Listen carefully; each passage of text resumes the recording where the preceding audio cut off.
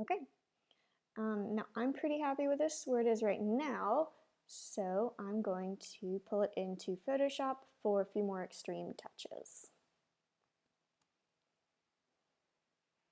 Okay, now that we're in Photoshop, I'm going to do Command J and create a duplicate copy so that anything I do is not automatically damaging if I make a mistake, it's not hurting my original file. There's a word for that. I just can't think of it at the moment. This is where if I had anything that I wanted to clone out, like stray hairs, but I don't think, oh, you know what I do? I have a rubber band that I'm going to clone out. So I can go to J, which is my spot healing tool.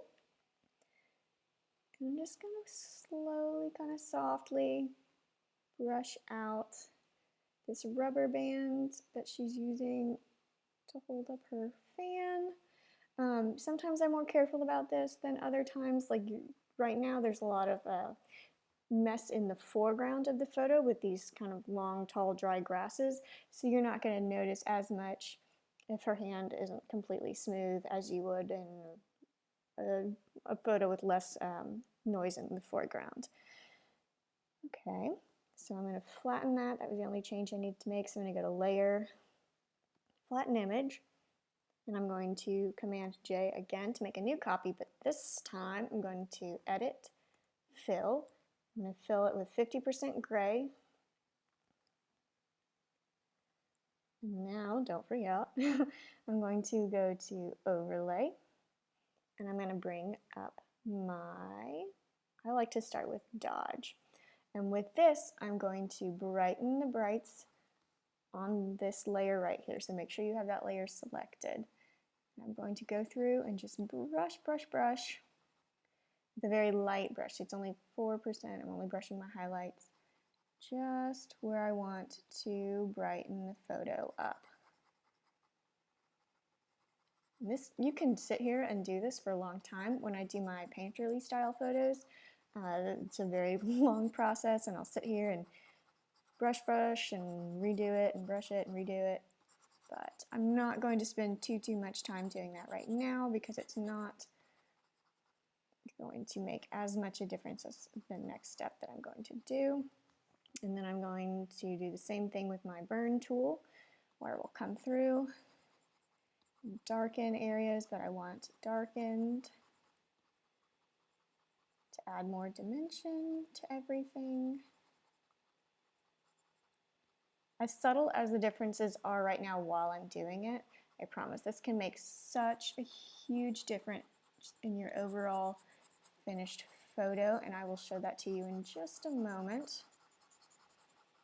Okay, so now we're going to show before and after. So you didn't even really notice how big of a difference that was making while I did it. And then one other little step that's just a me thing, you don't have to do this. I like to go make sure I have this selected.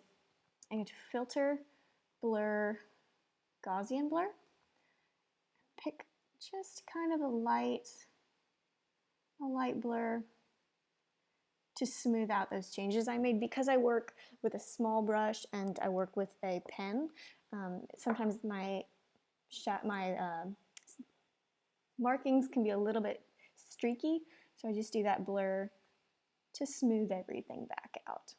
Okay, and then the next step, I'm going to add a sun overlay to the corner just to brighten up the image. So I'm going to go to File, Place Embedded.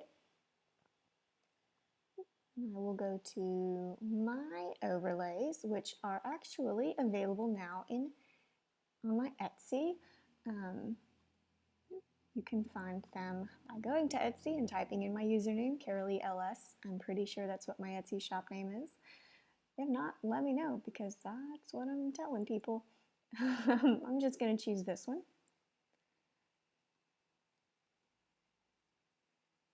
Right, and place it. And I'll come over here, go to Screen.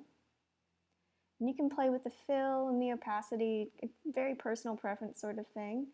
What I do like to do is add a layer mask, go to my brush, and I've got just, I'm going to bring that up actually. A decent flow, decent opacity. I like it pretty soft, but I'm going to add a little bit of hardness to it. And I'm just going to gently brush that sun flare out around her face to kind of keep in all of that sharpness and detail. You can see the difference there. And then what I do like to do once I brush it out is go back to my white brush and kind of just really gently brush back in a little bit around where I took out the flare, because I don't want it to be I don't want there to be any harsh lines around where I brushed in and brushed, where the light layer is and where I've taken it out. I want it to be a really soft transition. So I'm just going to sort of come in here and get that fixed just a little bit. All right, and that's pretty much all I'm going to do. But I will close it and we'll take it right back to Lightroom.